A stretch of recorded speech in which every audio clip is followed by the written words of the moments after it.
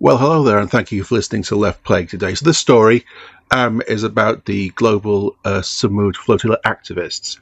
So, in case you don't know, just a brief recap. These activists have assembled a flotilla of humanitarian aid boats with the aid of trying to break the Israeli blockade. Israel has enacted a humanitarian blockade on Gaza to starve out the Palestinians, essentially. And the Israeli Navy basically abducted them in international waters completely blatantly, and the Western governments barely did anything about it. But some of the activists have now returned home and are talking about some of the abuses that they suffered at the hand of Israeli forces.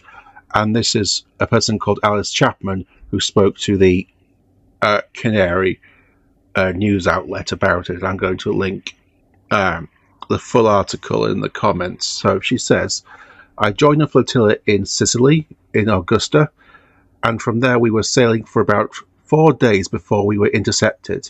I think on night 5 we were still in international waters, fairly close to Greek waters. We had a warning that day at some geographical point.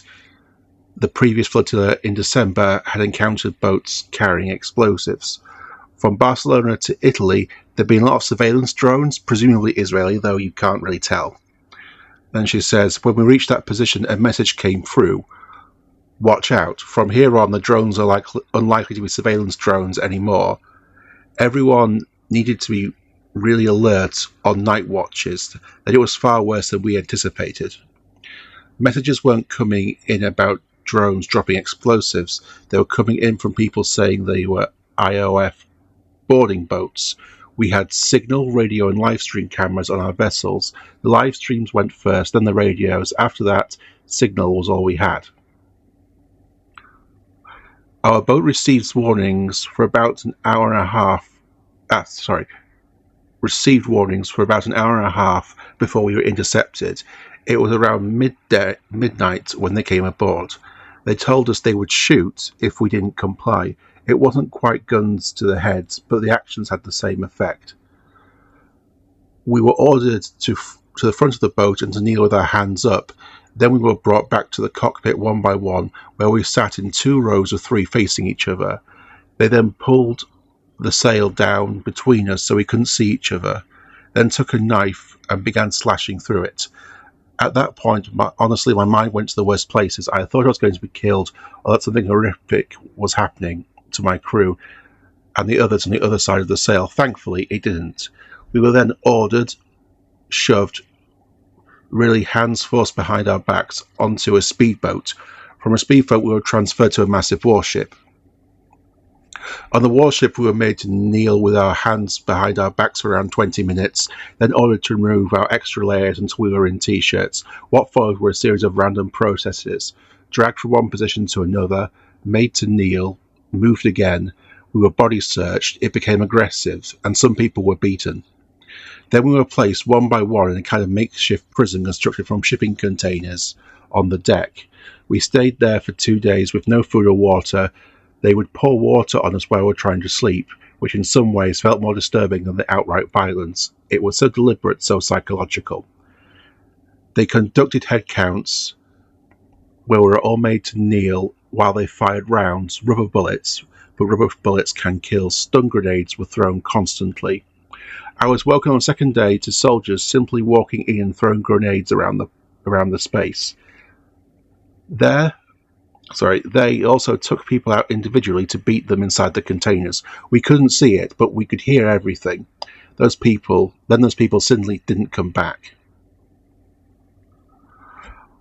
On day 2, they told us we would be arriving at Crete and we would be getting off.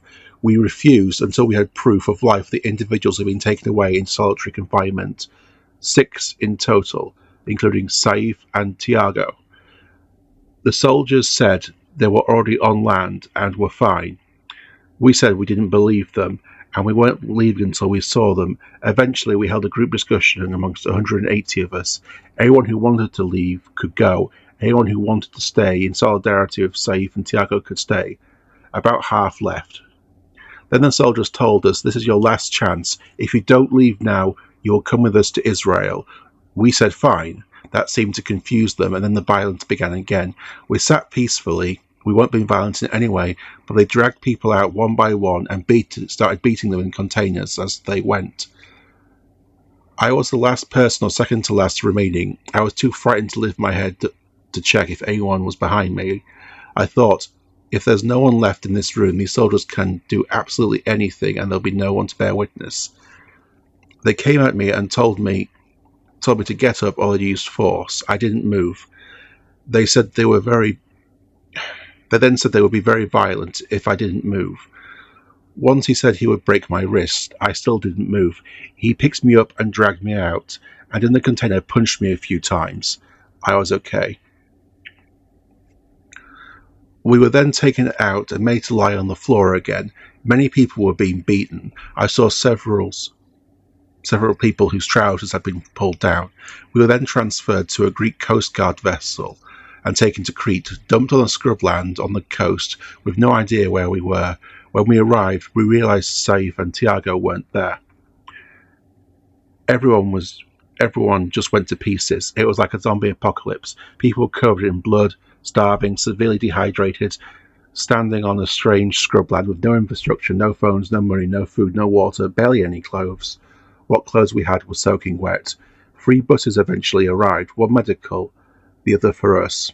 We waited 4 or 5 hours before any of us left, even the medical bus, despite the fact that people had broken ribs, broken necks, and fractured skulls. The Greek authorities spent their time on bureaucracy rather than treating it as an emergency, that it was. It became clear that they were entirely complicit and following Israeli orders, collecting us without question. So they just find these people that have been beaten up, they're bleeding, they're dehydrated, and the authorities just ask no questions. Absolutely none.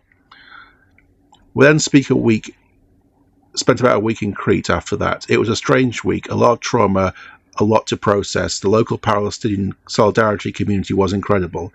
We were all staying in a squat, and I felt such a sense of belonging. People came together and were so kind.